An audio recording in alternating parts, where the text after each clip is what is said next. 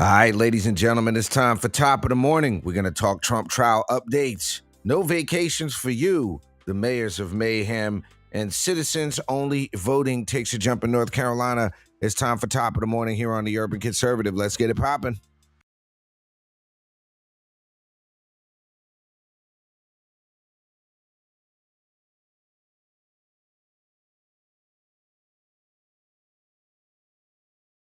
NASCAR.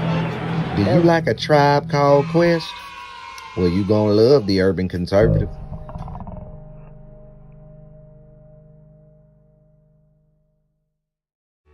Do you like sandwich and nachos? Well, then you love the Urban Conservative. Do you like guns? Do you like butter? Well, you're gonna love the Urban Conservative. Yo, what's good, son? You like pit bulls, say? You like solving Sudoku puzzles? Then you gonna love the Urban Conservative.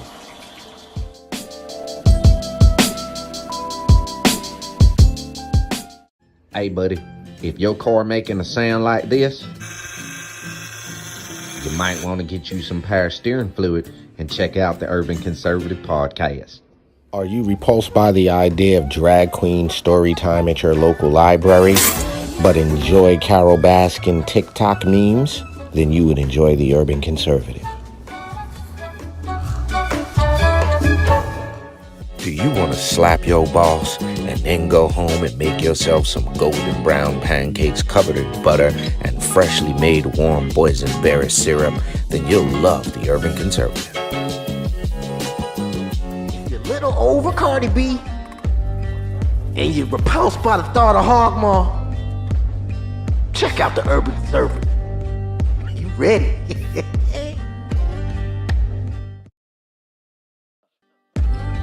If you think the earth is flat and always on that weird side of YouTube, check out the Urban Conservative. They'll set you straight.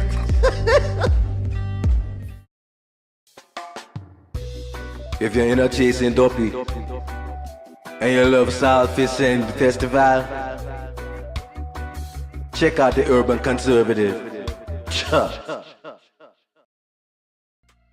All right, ladies and gentlemen, you know what it is. It's time for Top of the Morning. It is Wednesday morning. You are rocking here on the Urban Conservative, as always, with your guy, Abdul Ali. You are here on the Urban Conservative, our mission to share conservative values and principles and the benefits of conservative policies to urban communities across this great and amazing and wonderful nation of ours. You can support what we do here on the Urban Conservative by visiting the website tuconservative.com. You could go on that website. You can click on that sponsored TUC tab you see right there. You can grab yourself a mug. You can grab yourself a hat. You can grab yourself a Hamilton plan to help us keep doing what we do, again, which is sharing conservative values to urban communities across this great nation of ours. And at the same time, I'm going to go ahead and get the shameless plug out the way. Yours truly, running for Congress here in Charlotte's 12th Congressional District, working to make America better. That is AliForCongress.com. We need your support taking on Alma Adams here in the 12th Congressional District, so we would definitely appreciate your support. Ladies and gentlemen, thank you for rocking out with us here on Top of the Morning. Jump in the comment section. Let us know where you're listening and or watching from. We'll give you a shout out. Now, first things first, y'all. Very first things first, we need to talk about this Trump trial and what's going on with the Trump trial, ladies and gentlemen. It is indeed happening. The New York case, they have wrapped up arguments in the New York case. The hush money, finger quote, hush money trial are expected to begin deliberations today after receiving instructions from the judge on the law and the factors they have to consider as they strive to reach a verdict in the first criminal case against a former American president in history. Court is scheduled to resume today at 10 a.m. in roughly about an hour. What was said in closing arguments, you might ask? A Manhattan prosecutor accused Trump of trying to, quote, hoodwink voters in the 2016 presidential election by participating in a hush money scheme meant to stifle embarrassing stories he feared would torpedo his campaign. In other words, he did what every other high-level national politician did, which is he gave some money to the people he wanted to shut up about their relationship, it sounds like. Doesn't sound like anything illegal. When will we see a verdict, you ask? So the jury in this New York case must evaluate 34 counts of falsifying business records. A verdict might not come by the end of this week. This case is allegedly about prosecutors saying that Trump and his allies conspired to stifle potentially embarrassing stories during the 2016 presidential campaign through hush money payments, including to actor, air finger quote, strong air finger quote, actor Stormy Daniels. What we know about the jury is that the jury is comprised of 18 Manhattan residents. The main jury includes 7 men and 5 women. There's 6 alternate jurors who have listened to the testimony but won't join in the deliberation unless one of the main jurors needs to drop out or is removed. The jury represents a diverse cross-section of the borough, comes from various professional backgrounds, including a sales professional, a software engineer, a security engineer, a teacher, a speech therapist, multiple lawyers, an investment banker, and a retired wealth manager. And obviously the jurors' names are being kept from the public. Now, Trump did make some posts on Tuesday as a result of the trial coming, air finger quote, to a close. He posted some complaints over on Truth Social about midnight about the gag order, called it restrictive and not fair, and about the fact that as a defendant, he was not allowed to respond to rebut prosecutors' closing arguments, and called it a, quote, disgraceful performance of misrepresentation. By law, the prosecutor goes last in closing arguments. However, he appeared to reference Michael Cohen, saying, "I didn't have a fixer, I had a lawyer." Prosecutor Joshua Steinglass referenced Cohen as Trump's air finger quote fixer 11 times during his closing arguments. Trump also made a post insulting Robert De Niro and responding to the actor's appearance at a Biden campaign news conference on Tuesday. Now, you have a hard time, ladies and gentlemen, convincing me that this is not politically motivated. When you have a sitting president, okay, you have a sitting president holding a press conference not far from the trial of his political adversary, you tell me that this isn't politically motivated.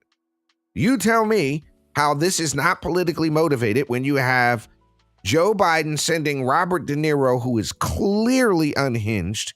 I don't know why anybody would give a hoot about anything Robert De Niro had to say about politics. I don't understand why we would do that, but that's what's going on. Deliberations are set to begin today, right around 10 o'clock. Court will go back into session in the Trump trial. Ladies and gentlemen, you're rocking out. It's top of the morning here on the Urban Conservative, the best 30-minute morning show on the internet. We're going to take a very quick commercial break. We're going to come back and we're going to talk about vacation and why you can't have none here on top of the morning. Don't go nowhere. Country illegally cast a ballot. It takes the power of your vote away. Visit onlycitizens.vote to find out how you can contact your legislature and get them to pass a citizens-only voting amendment. Again, visit onlycitizens.vote and defend your right to vote.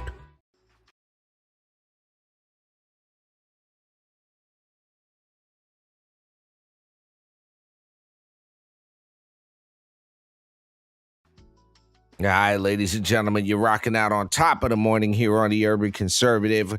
Got to give a big shout out to my twin brother, Raheem, Architect Soto. Make sure you rock with us each and every Monday night for the Urban Conservative podcast. That's each and every Monday night at 8 p.m. A new episode of the podcast goes up. We also drop breaking news and videos throughout the week. So make sure if you're watching on YouTube, you hit that notification button so you know when we drop new content. And if you're following on Facebook, Instagram, all that good stuff, we definitely appreciate that. Now, I want you all to know, okay? I want you all to know as our TUC family that we work really, really hard, not only to provide you guys with the high level quality analysis that we provide, not only to bring you the spectacular guests that we have here, not only to bring you the coverage of the events, but not only to be media personalities, okay? We are working really hard on the ground as actual activists for the Republican Party and for conservatism. And we have taken less vacation than the president. That's right. Joe Biden has spent upwards of 40% of his time as president with what's going on at our southern border, with what's going on with the crime, with what's going on with the weather situations. We've had multiple train derailings, with what's happening in Ukraine, what's now happening in the Middle East, what's happening in Africa, what's happening with China. All of this, Joe Biden finds the time to take some vacation. Meanwhile, most Americans do not plan to enjoy a summer vacation in Joe Biden's America. Fox News poll found out in May, underscoring the economy as the number one issue in 2024 for voters. The Fox News poll found that of the 55% majority of Americans who are not taking summer vacation, 73% do not have enough money. 72% said higher prices will impact their summer plans, and 15% do not have time and must remain focused on the daily grind. The last time a pollster asked Americans this question in 2010, of those who were not going on vacation, only 51% cited a lack of cash, while 20% blamed a lack of time. Increased gas and food prices might have something to do with this and can be seen as major factors in Americans' budgets. The poll found 84% said gas prices are an issue for their family. 49% saying it's a huge issue. Almost half of the people in this survey say the price of gas is a humongous issue. But Joe Biden has the time, ladies and gentlemen, to go kick it on vacation and to have fun at the beach, while most Americans cannot afford to go on vacation. Prices across the board are spiking under Biden, no duh. The average Wisconsin family spent an extra $21,981 because of the increased cost of living under Biden. This is the Republican National Committee estimated in May. Popeyes, Taco Bell, and Chipotle all raised prices by at least 75%, according to the Food Institute. A McDonald's Big Mac burger, a medium beverage, and a medium fry meal cost $18 in some locations, up $10 from 2018 when Trump was in office. I can't, in good conscience, ladies and gentlemen, understand why you're eating McDonald's, but if you must, you're not going to McDonald's for fine burgers. You're not going to McDonald's for good food. You're going to McDonald's because it's cheap and it's fast and it'll do the job. But $18 for a Big Mac, a medium fry, and a medium drink is absolutely insane. As prices escalate, families rack up credit card debt and are entering into delinquencies at an increased rate. The New York Fed found this out, releasing a study on May 14th. Think that out. For all the Democrats saying how good Joe Biden is doing, 56% of Americans believe Biden's economy is in a recession, and the majority blame the president. This is a Harris Guardian poll found out just released last Wednesday. 55% say Biden's economy is shrinking. 56% say the economy is in a recession. 58% blame Biden for the sour economy. 72% sense the rising costs from an increased rate of inflation. 81% of Democrats say Bidenomics will have a positive, lasting impact. 81% of Democrats think that Bidenomics is going to do fine. Biden said, and the White House are blaming corporate price gouging as the driver of inflation, despite signing massive spending packages that contributed to inflation and to waging war on American energy. So think that out. Biden wants you all to think that the major corporations, while you can't go on vacation, you can't afford to do this right here, you can't afford to lay on the beach, Biden wants you to think that it's the evil, greedy corporations. It's not the fact that we have massive federal spending. It's not the fact that our system is overburdened by the fact that we have more illegal aliens piling onto our system. Never mind all the waste and bureaucracy and fraud. Never mind that. It's the evil corporations who, by the way, Joe Biden takes money from. Interesting, right? Well, there you have it, ladies and gentlemen. No vacation for you. We're going to take one more quick commercial break. We're going to come back and talk about these mayors of Mayhem. We're going to talk a little bit about the citizens-only voting going on here in North Carolina. Y'all don't go nowhere. It's top of the morning here on the Urban Conservative. Stay tuned. Don't go nowhere. Doesn't mean you have to vote Democrat. This year, in order to see benefits for our communities, we need to vote outside the box. Find out more by visiting us at tuconservative.com.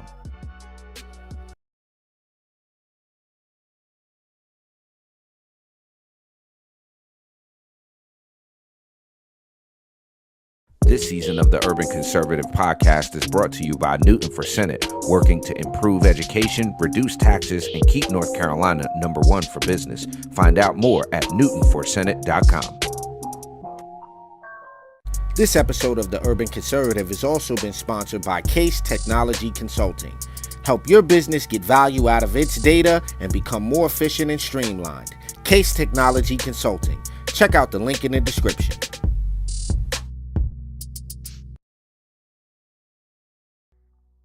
All right, ladies and gentlemen, you're back on top of the morning here on the Urban Conservative.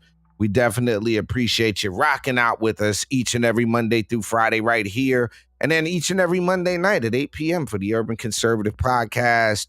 Oh, man, this is interesting. We talking about mayors of Mayhem, and we've got a mayor of Mayhem on your screen right now. You are looking at a guy by the name of Brandon Holt, okay? Now, Brandon Holt is a mayor who was arrested 75 counts, okay?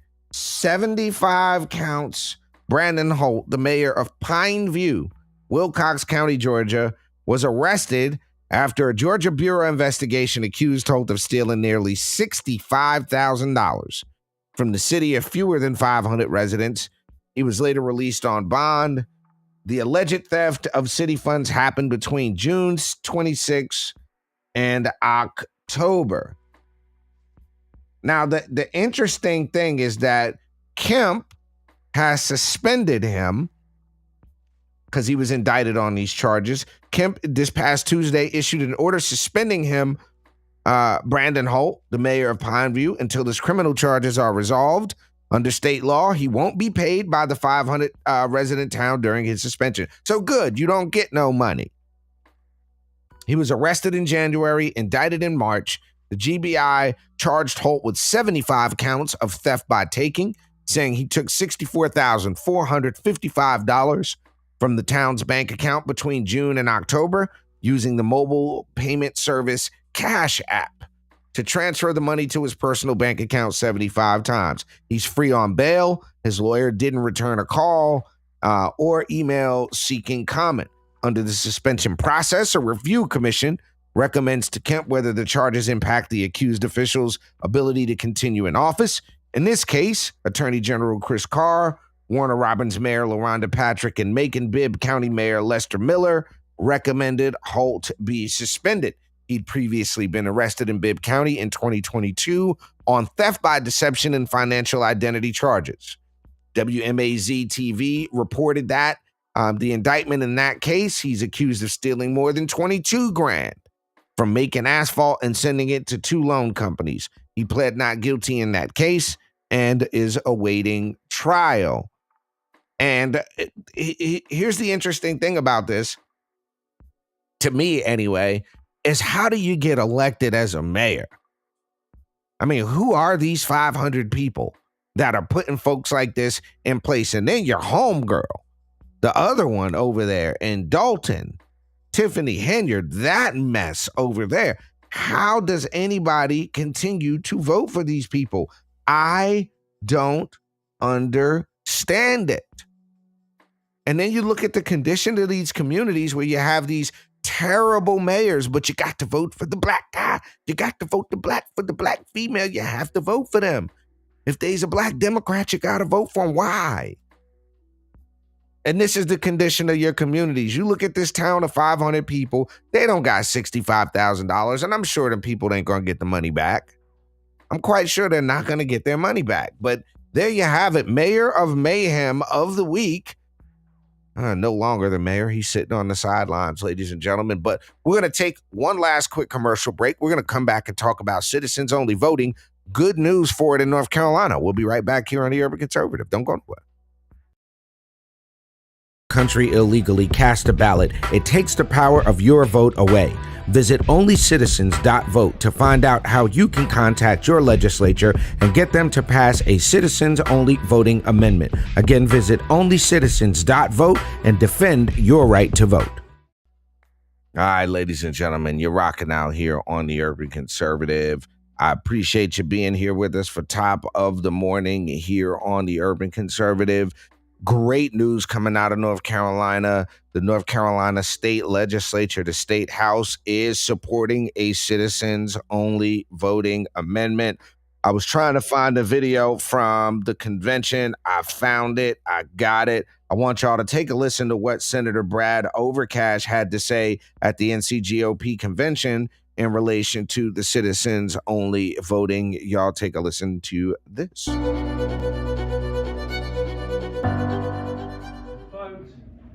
People like my friend Clarence here didn't fight for what they fought for to let a bunch of folks that are not citizens of this country elect our elected officials. And so, you know, it's so precious that you're here and Ken and everybody that's been so much a part of this.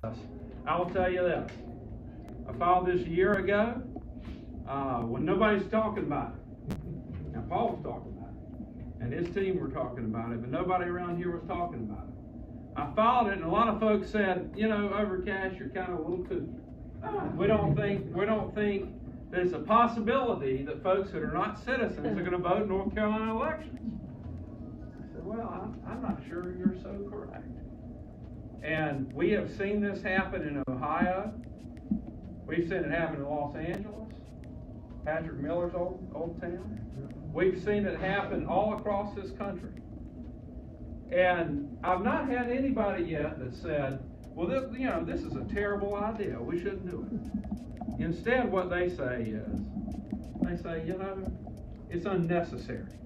We already have laws in place that are necessary to protect ourselves. Well, ladies and gentlemen, the Constitution of the state of North Carolina does not say what we need it to say.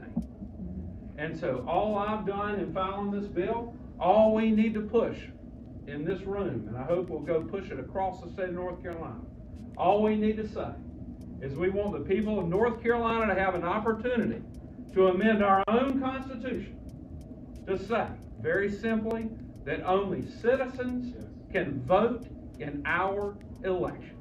It is that simple. We don't have to say anything complicated. We don't have to do anything that others don't understand. We just need to give people that opportunity. And I am confident, as I'm sure everyone in this room is, the people of North Carolina will come out and resoundingly agree with us, and they will vote for it. And so I just really appreciate everyone in this room. I so much appreciate your spirit and your fight and your drive. And, it's so encouraging because things in Raleigh, and I'm sure things in Washington, can often be discouraging. But I come to a convention like this, and I stand in a room like this, and I know that the good conservative folks, the good common sense people in North Carolina are going to win in the end. So thank y'all very much for being here. Let's go get them. All right, ladies and gentlemen, now that is Senator Brad Overcash at the NCGOP convention this past weekend.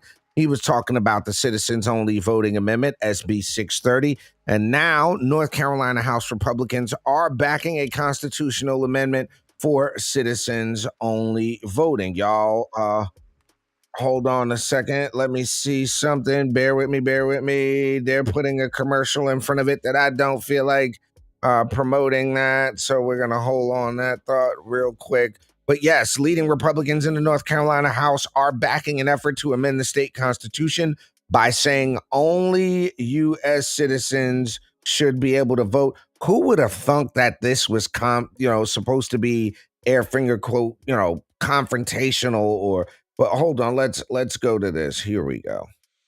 All right, let's see.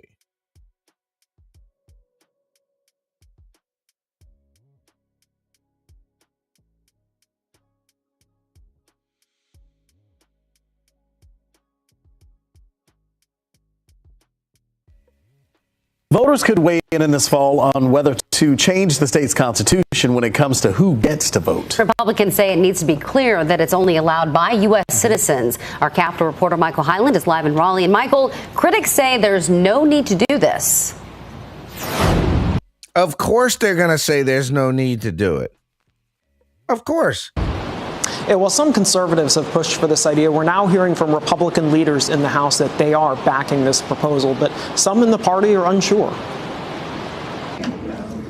With immigration a key issue this year, some Republicans in North Carolina want to put a question to voters this November. They want to amend the state constitution when it comes to who's eligible to vote. This is really something to nip this in the bud rather than pushing back an active attempt. The Constitution reads that every person born in the United States and every person who has been naturalized 18 years of age can vote. Republicans want to change that to say only a citizen of the United States who is 18 years of age. Andy Jackson at the conservative John Locke Foundation says it comes in response to some cities outside North Carolina, like Washington, D.C., allowing non-citizens to vote in local elections. What we'd like to have is clear, unambiguous language in the North Carolina Constitution that says only United States citizens can vote. It's just not happening here. And of course you're going to say it's not happening here. Webb is with Common Cause North Carolina. Oh my gosh. He points out it's already illegal for non-citizens to vote here. In 2016, the State Board of Elections found... So you shouldn't have a problem with us nipping it in the bud, ma'am. You shouldn't have a problem with the state of North Carolina saying only United States citizens shall vote in our election. That is exactly what we need the Constitution of the state of North Carolina to say, ladies and gentlemen. We needed to say that. The proposed amendment would only read, only a citizen of the United States who is 18 years of age can vote, okay? And that is, like I said, that is nipping this problem in the bud, so that way no judge could come back. If you meant only U.S. citizens, you should have said only U.S. citizens. So I'm glad to have the support of Phil Berger and Speaker Tim Moore and so many others in North Carolina that recognize the importance of ensuring that we have election integrity. That is a common sense step that we can take to ensure that we have election integrity in North Carolina. Ladies and gentlemen, you have been rocking out here on Top of the Morning on a Wednesday in May. We hope you have a positive and productive rest of your day. Make sure that you are following, like, share, subscribe, all that good stuff. You can find us everywhere at TUC Twins or The Urban Conservative. We will be rocking with you again tomorrow morning here on The Urban Conservative for Top of the Morning. For my twin brother Raheem, Architect Soto, I am Abdul Ali. Y'all have a positive and productive one. Peace and love, y'all. Country illegally cast a ballot. It takes the power of your vote away. Visit onlycitizens.vote to find out how you can contact your legislature and get them to pass a citizens-only voting amendment. Again, visit onlycitizens.vote and defend your right to vote. Doesn't mean you have to vote Democrat. This year, in order to see benefits for our communities, we need to vote outside the box. Find out more by visiting us at TU